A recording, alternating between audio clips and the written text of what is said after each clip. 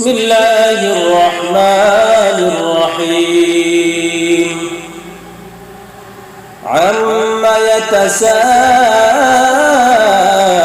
عن النبأ العظيم الذي هم فيه مختلفون كلا سيعلمون ثم كلا سيعلمون ألم نجعل الأرض مهادا والجبال أوتادا وخلقناكم أزواجا وجعلنا نومكم سباتا وجعلنا الليل لباسا وجعلنا النهار معاشا وبنينا فوقكم سبعا شدادا وجعلنا سراجا وهاجا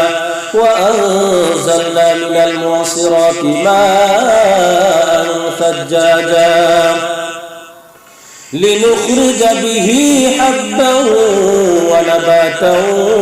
وجنات ألفافا إن يوم الفصل كان ميقاتا يوم ينفخ في الصور فتأتون أفواجا وفتحت السماء فكانت أبوابا وسيرت الجبال فكانت سرابا إن جهنم كانت مرصادا للطاغين مآبا لابثين فيها أحقابا لا يذوقون فيها بردا ولا شرابا إلا حميما وغساقا جزاء وفاقا إنهم كانوا لا يرجون حسابا وكذبوا بآياتنا كذابا وكل شيء أحصيناه كتابا فذوقوا فلن نزيدكم إلا عذابا إن للمتقين مفازا حدائق وأعنابا وكواعب أترابا وكأسا دهاقا لا يسمعون فيها لغوا ولا كذابا جزاء من ربك عطاء حسابا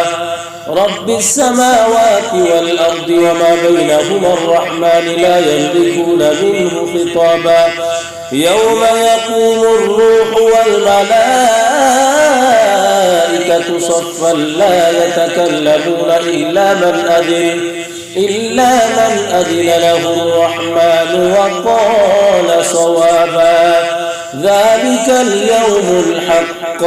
فمن شاء اتخذ إلى ربه مآبا إنا أنذرناكم عذابا قريبا يوم ينظر المرء ما قدمت يداه ويقول الكافر يا ليتني كنت ترابا.